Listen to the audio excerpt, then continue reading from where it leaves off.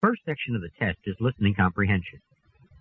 All the directions for this section are given on the recording you will hear in a moment. Remember, the directions for the listening comprehension section and the actual test questions will be spoken at a normal rate of speed. That is, they will be spoken faster than the instructions you are now hearing. On side 2 of your answer sheet, find the answer spaces for section 1 of the test. Now, read the general directions on the back of your test book. Look up when you have finished. Supervisor, please stop the recording. When everyone is ready, begin the listening comprehension section of the test that continues on this recording.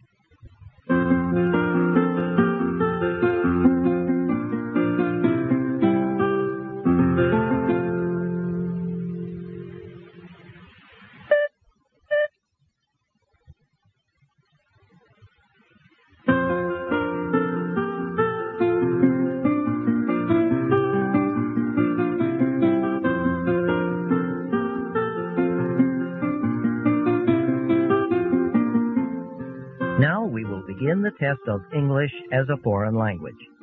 Break the seal and open your test book to the first page.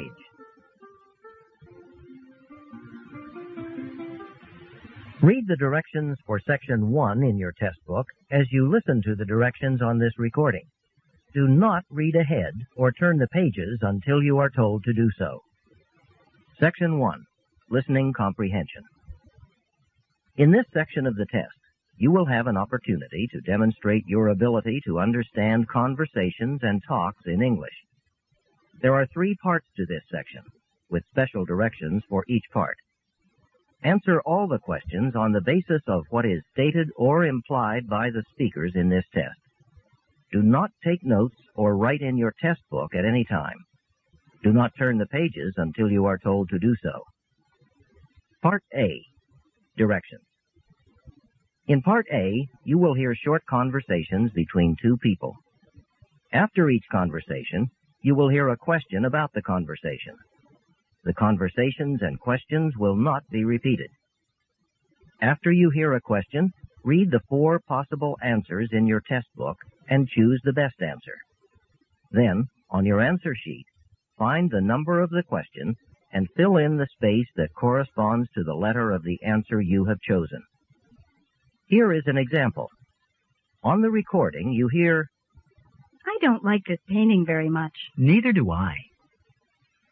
What does the man mean? In your test book, you read, A, he doesn't like the painting either.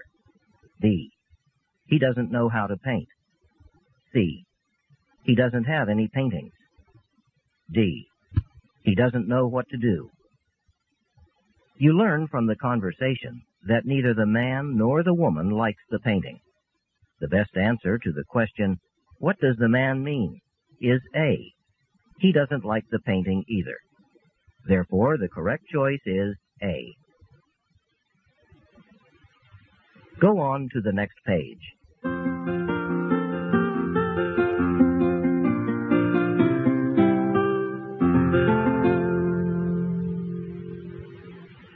Now we will begin Part A with the first conversation. Number 1.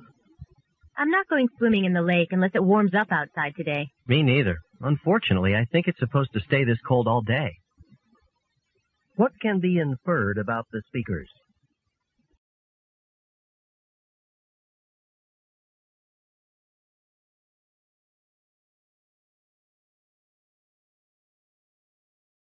Number 2. That sweater, it's so unusual, and yet it looks familiar. Did I just see you wearing that yesterday? Well, not me, but, see, it belongs to my roommate, Jill, and she's in your chemistry class. What does the woman imply?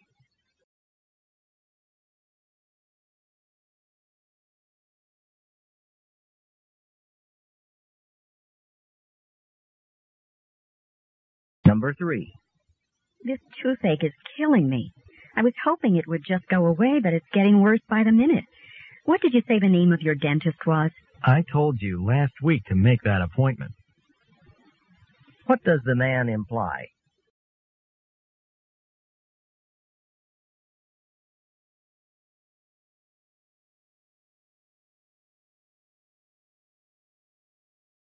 Number 4. You want to go to a lecture tonight over in the science auditorium? It's some guy who spent a year living in Antarctica. No kidding. I'm doing a report on Antarctica for my geography class. Maybe I could get some good information to add to it. What does the woman mean?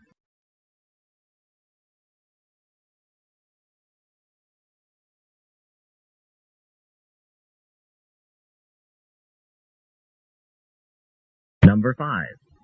I'd really like to learn how to play chess, but it looks so complicated. It seems like it would take a really long time to learn. Well, it takes a long time to get good at it, but we could go over the basics this afternoon if you want. What does the man imply?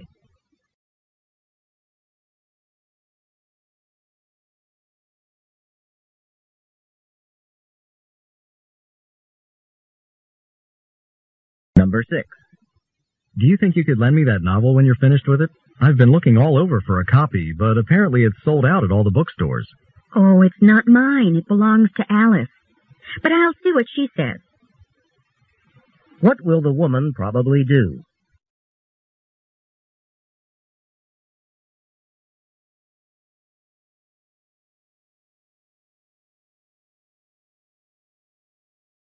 Number 7.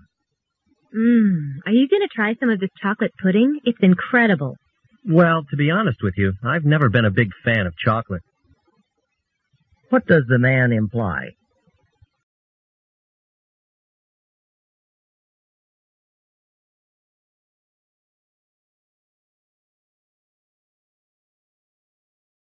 Number 8. Why don't we go catch the new Italian film at the Pine Street Cinema? That's a little out of the way, don't you think? It's playing just up the street at the Grove, too, you know. What does the man suggest they do?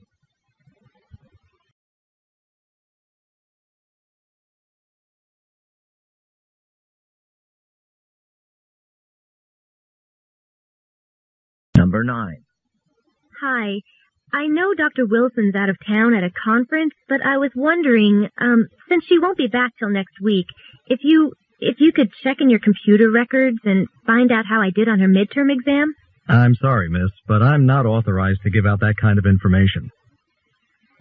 What does the man mean?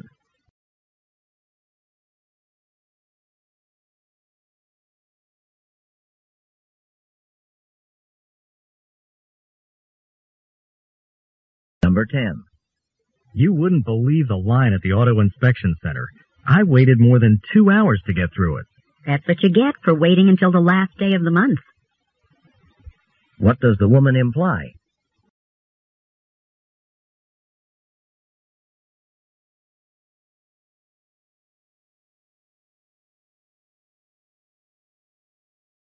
Number 11. You know, I'll be conducting my psychology experiment this Saturday, and I'm going to have my hands full. So I was wondering if you could help me. Maybe you could register the subjects and ask them a few questions as they come in. I've got some work of my own to do, but I guess I can make some time. Just let me know what I'm supposed to do. What does the man mean?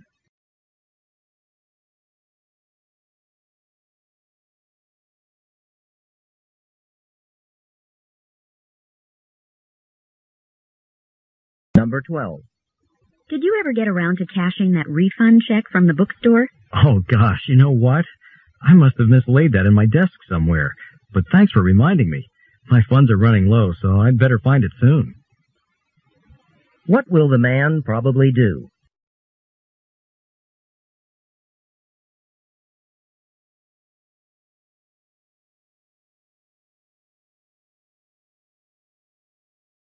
Number 13. It sounds like Karen isn't happy at all with her new roommate. Did she say why? Believe me, I tried to find out, but I simply couldn't pin her down. What does the man mean?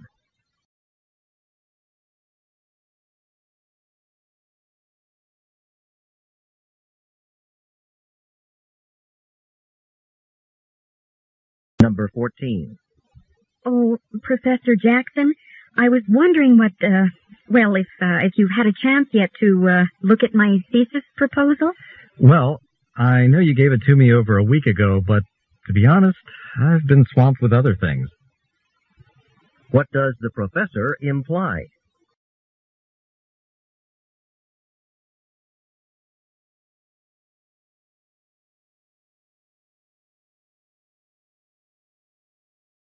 Number 15. That's a shame about your car. Talk about bad timing. Yeah, and just a few months ago I put $400 into it in the hope it would make it through another year. What can be inferred about the man's car?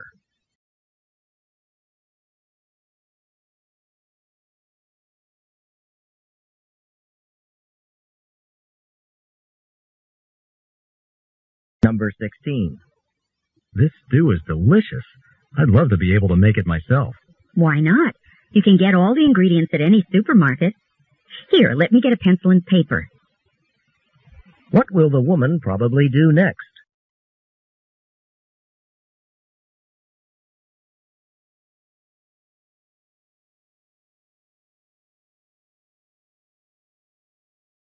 Number 17. So how was the drama club's new production last night? Did I miss out on anything good? Hardly. I kept looking at my watch the whole time. What does the man mean?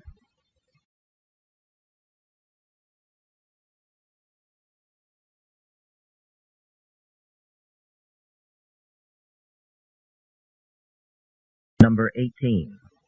I see you haven't gotten that program to run on your computer yet. Want me to go over the instruction manual with you? That would be great. You need a PhD to understand it. What can be inferred about the man?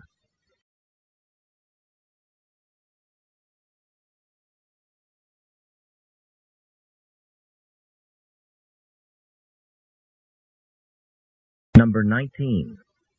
How do I get one of those green buckets everyone here puts out at the curb for paper recycling? Oh, just call up the sanitation department. They'll deliver a bucket at no charge. What does the man suggest the woman do?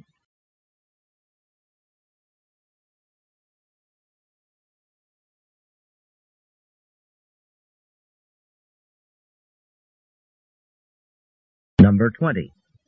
There's nothing I like better to get me started in the morning than a big breakfast. Eggs, bacon, home-fried potatoes. Not me. All that fatty food would give me a stomach ache. I prefer something light, like fruit or a yogurt. What does the woman mean?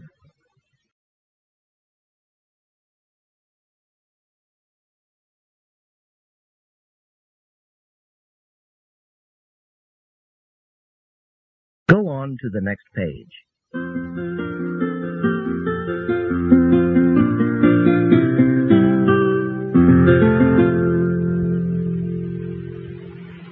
Number 21. What's the problem, Paul? You really look panicked. I'm speaking to a group of high school students about engineering this afternoon, but I have no idea how I'm going to simplify some of the concepts for them. What can be inferred about the man?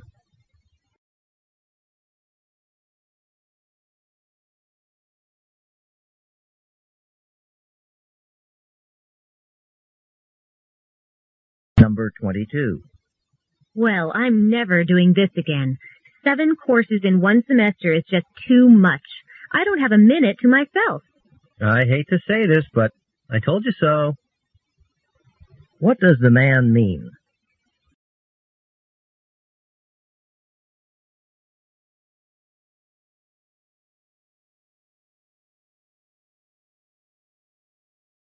Number 23.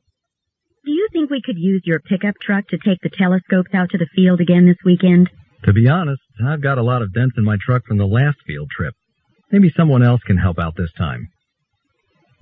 What does the man imply?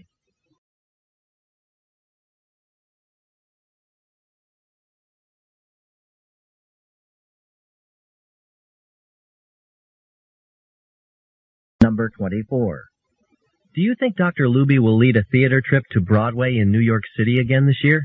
I don't think so. I know so. And I've already signed up for it. What does the woman mean?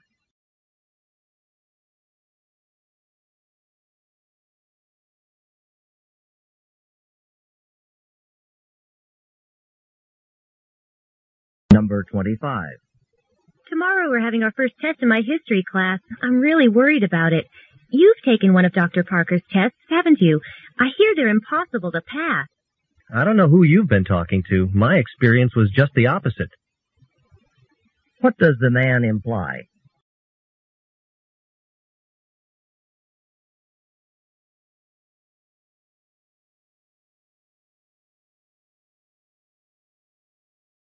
Number 26. I haven't turned on my air conditioner at all this summer. That's surprising, considering how hot it's been lately. What does the woman find surprising?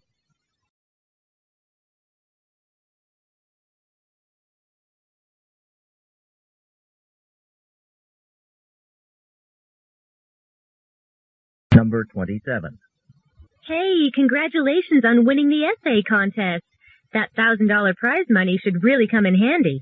You bet. I've already put it aside to cover the increase my landlord just announced for next year. What does the man mean?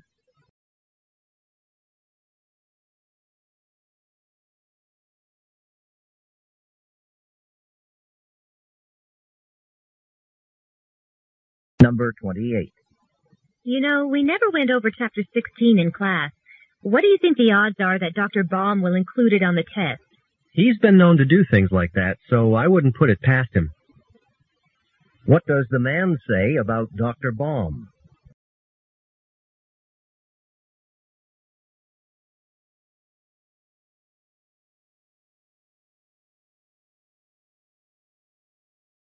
Number 29. I heard that only 20% of summer jobs in this part of the country are advertised. The other 80% are filled some other way. Really? Then maybe I need to change my job search techniques. What can be inferred about the man?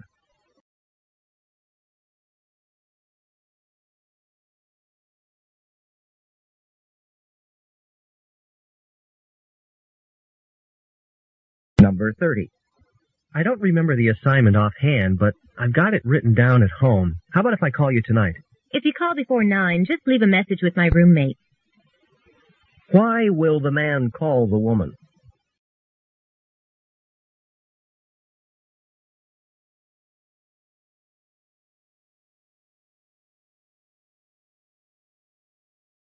This is the end of Part A.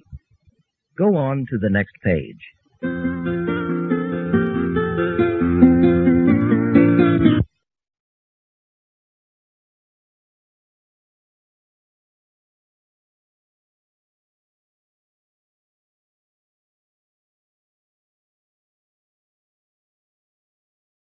Longer conversations.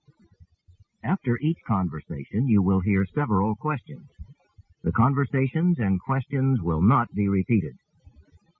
After you hear a question, read the 4 possible answers in your test book and choose the best answer. Then, on your answer sheet, find the number of the question and fill in the space that corresponds to the letter of the answer you have chosen. Remember, you are not allowed to take notes or write in your test book. Go on to the next page.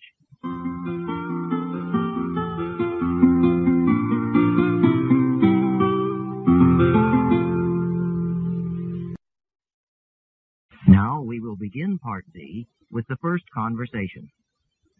Questions 31 through 34. Listen to a conversation between 2 students in the lounge of a college dormitory. Hi, Kevin. Your roommate told me I could find you in the TV lounge. What are you doing here? What does it look like I'm doing? Well, it looks like you're watching television, but we have a linear algebra midterm tomorrow, so I thought you'd be studying for it, and maybe I could study with you. Oh, well, I was just taking a break. This linear algebra stuff gives me a headache if I work on it too long. I know what you mean. I've been working on it for 3 hours straight already. I'm beginning to go cross-eyed from staring at the sample problems. I just don't get some of them. But I can't believe you're coming to me. I mean, you do know what I got on the last test, don't you? Yeah, I know. You told me. I just thought 2 heads might be better than 1. Yeah, that's a nice idea. But, you know, I wish I knew that person in our class who got 100 on the last test. She didn't miss a question. Was it Elizabeth? Oh, yeah, Elizabeth. She's a friend of mine.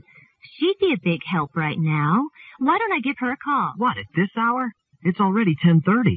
I don't want to impose on her. Yeah, I guess you're right. But you know what? She owes me a big favor. Let's at least give her a call and see what she says. Maybe going over some of the problems with us would help her review the material. It's worth a try.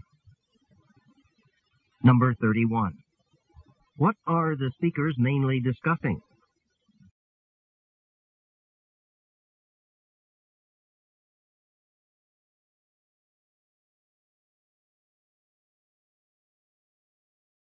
Number 32. Why is the man watching television?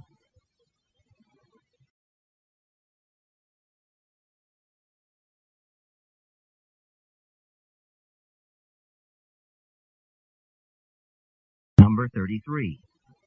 Why is the man surprised that the woman wants to study linear algebra with him?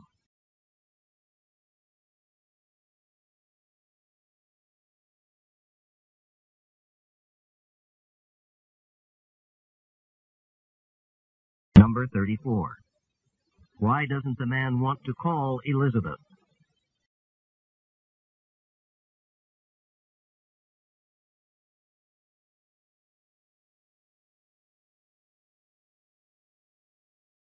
Questions 35 through 39. Listen to two students talking about their engineering class.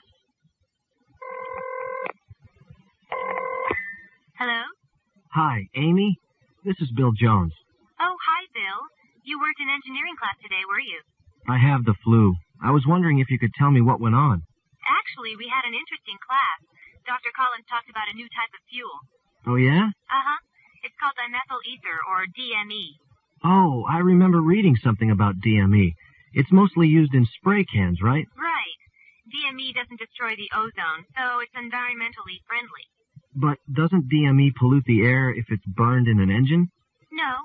Dr. Collins said something about its exhaust being clear, that it doesn't release as many pollutants as diesel fuel. And he mentioned something about DME being more efficient than other alternative fuels. So when will it replace diesel fuel? Not for a while. It's not economical to mass produce. Well, thanks for the information. I guess I won't need to borrow your notes. Well, maybe you should look at them. We're having a test next week. Okay. Could you give them to Mike Andrews? I think he's in your psychology class. He's my roommate. Sure.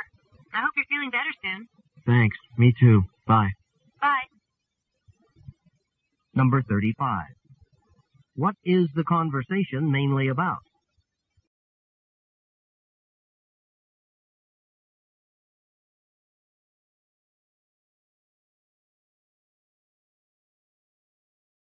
Number 36. Why is the woman giving the man the information?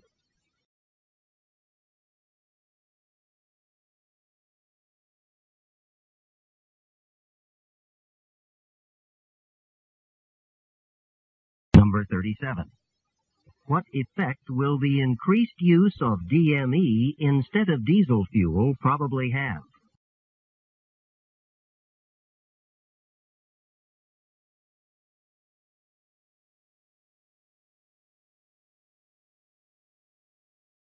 Number 38. According to the conversation, why won't DME be on the market soon?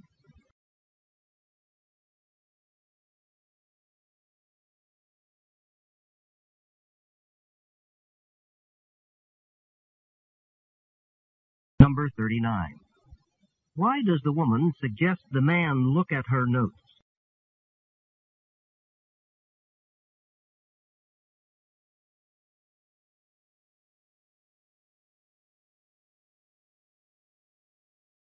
This is the end of Part B. Go on to the next page.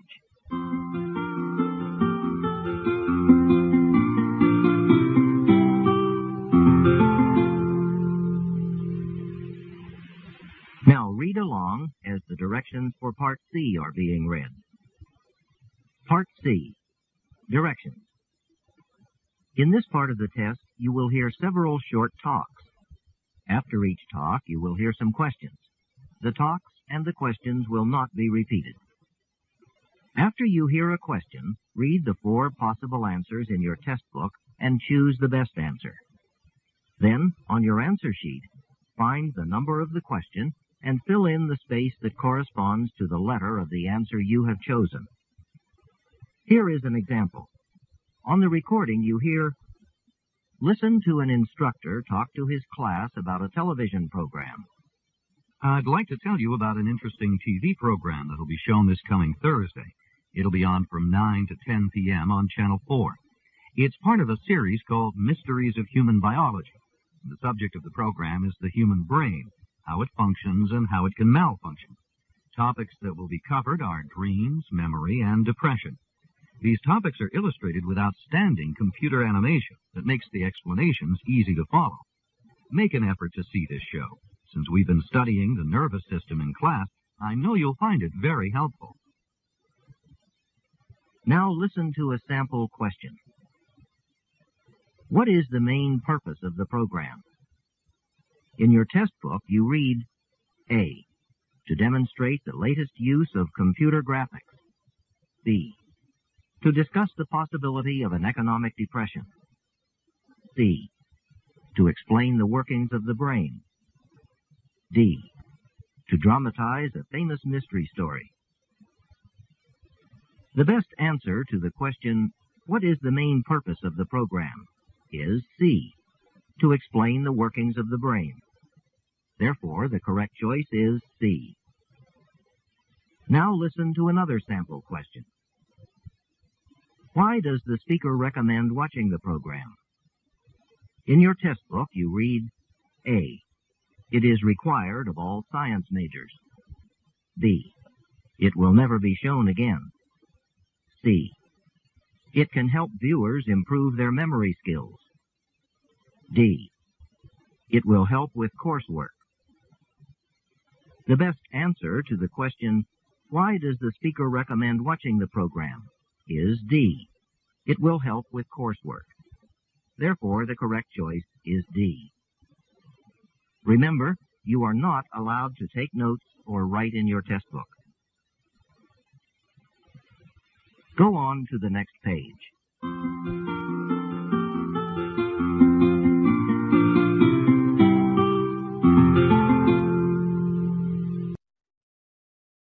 Now we will begin Part C with the first talk.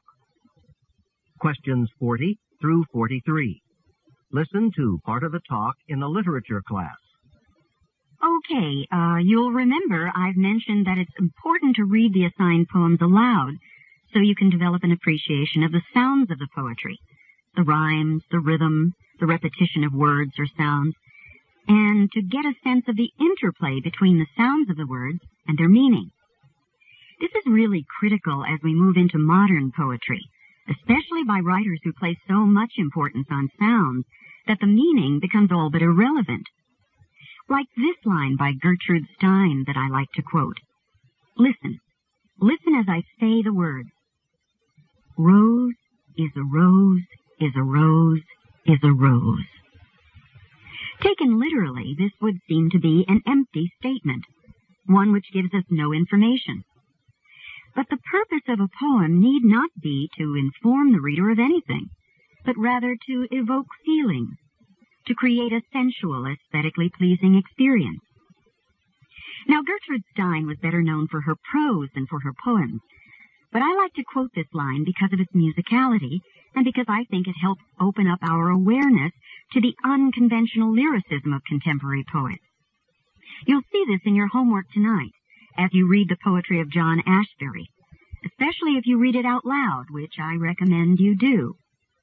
Poets like Ashbery don't rely so much on any formal rhyme scheme or meter as on the musical quality of the individual words themselves. As I said, Stein was better known for her non-poetic works, and now I'd like to touch briefly on her essay entitled Composition and Explanation. This work deals with her theory of writing and will help to explain some of the things we've been talking about. Number 40. What does the professor mainly discuss?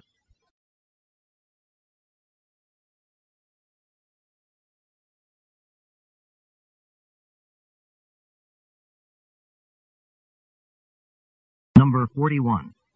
What does the professor say about Gertrude Stein as a writer?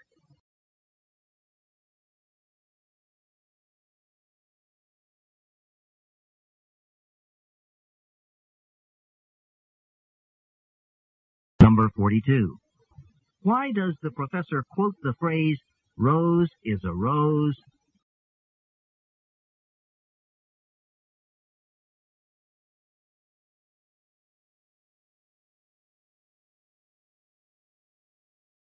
Number 43.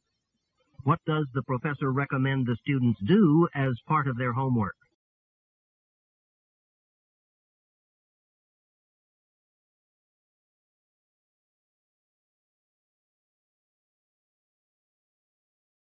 Questions 44 through 46.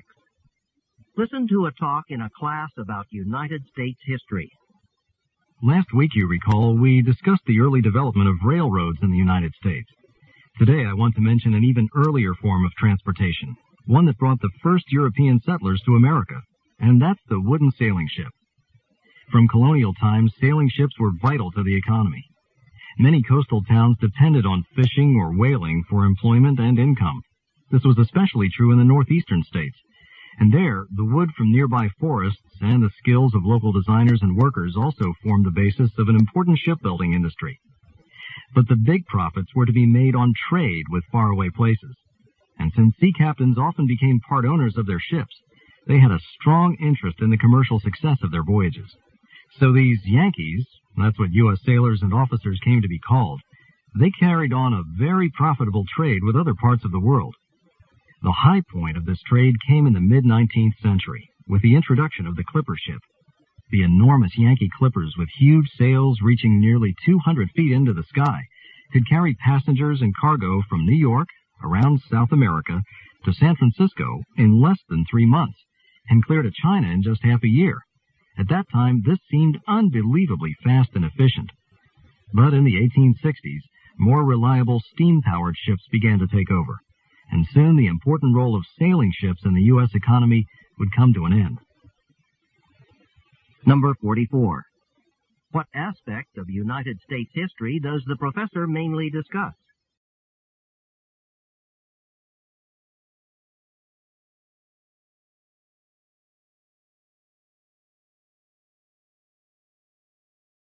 Number 45. According to the professor, what may be one reason for the success of the merchant ships of the United States?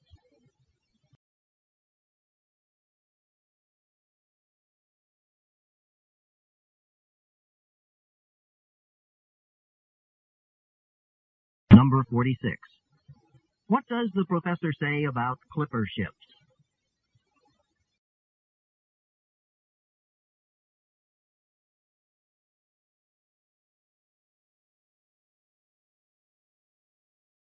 Questions 47 through 50. Listen to part of the talk in a class on early childhood education. The professor is discussing penmanship, the quality of one's handwriting. As you prepare to become elementary school teachers, you'll be hearing a lot of discussion about the relevance of teaching penmanship. Now, years ago when I was studying education in college, reading, writing, and arithmetic were the basics of elementary school education. It went without saying that writing meant, first and foremost, penmanship. That is, the neatness of a child's handwriting. Back then, penmanship was often taught as a separate subject, from the first grade right up through the 6th grade, long after the children had moved from writing in block capital letters to cursive script. It was considered so important that sometimes prizes were even awarded for the best handwriting. But when we move ahead a few decades into the 1980s, we see teachers, administrators, even parents telling us that teaching penmanship is a waste of time. With computers, they said, children can successfully manipulate the keyboard or mouse of their home computers before they can even hold a pencil. This change in attitude had an impact on the classroom. In your homework for this week, you'll be looking at what statewide curriculum standards in the U.S. say about penmanship.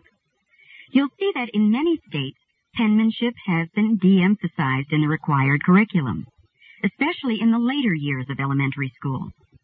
In California, for example, the curriculum calls for 4th grade students to, and I quote, write fluidly and legibly in cursive or joined italics, essentially a level appropriate for 4th graders.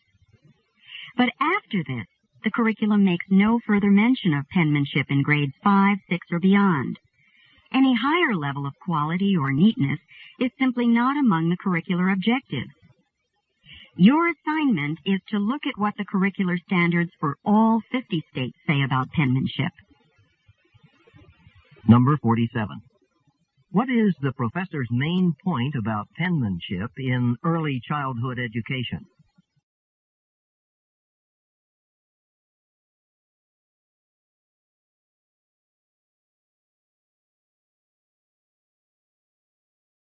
Number Number 48. Why does the professor mention prizes?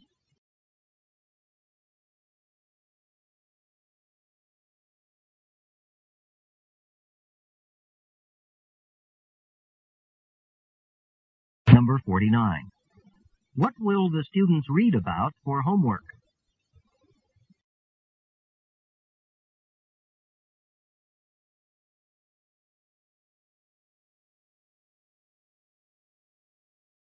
Number 50. What does the professor quote from California's curriculum requirements?